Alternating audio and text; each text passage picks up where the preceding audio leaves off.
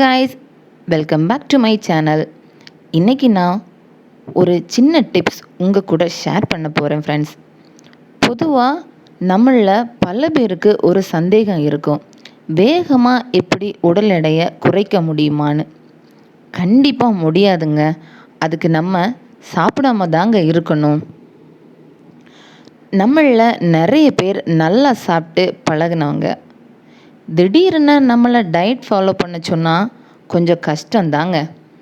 அதுக்கு தான் நம்ம சாப்பாட்டின் அளவை எப்படி குறைக்கலாம் அதை பற்றி தாங்க இதில் நான் சொல்ல போகிறேன். இப்போ அதுக்கு தேவையான பொருட்கள் பார்க்கலாம் வாங்க.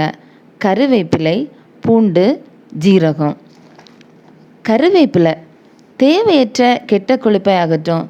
தினமும் நம்ம உணவில் கருவேப்பிலையை எடுத்துக்கொள்வது ரொம்ப அவசியங்க. அதே மாதிரி தாங்க இந்த பூண்டு.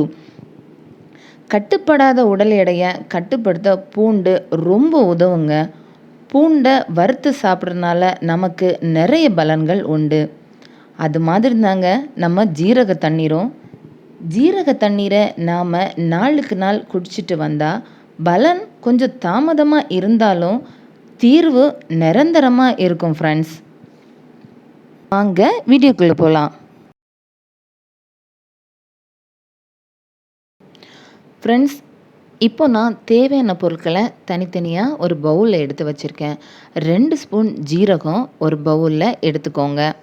அதே மாதிரி தாங்க இந்த பூண்டு 5லேருந்து 7 வரைக்கும் இந்த மாதிரி தனித்தனியாக பூண்டை தோல் நீக்காமல் எடுத்துக்கோங்க. நாம் எல்லா வீட்லேயும் கருவேப்பிலை இருக்குங்க. கருவேப்பிலை இல்லாத வீடே இருக்காது. இந்த மாதிரி காம்பு நீக்கி எடுத்து வச்சுக்கோங்க. கருவேப்பிலையை பச்சையாக சாப்பிட்றவங்க சாப்பிட்டுக்கலாம். அதே மாதிரி 2 டம்ளர் தண்ணி எடுத்துக்கோங்க.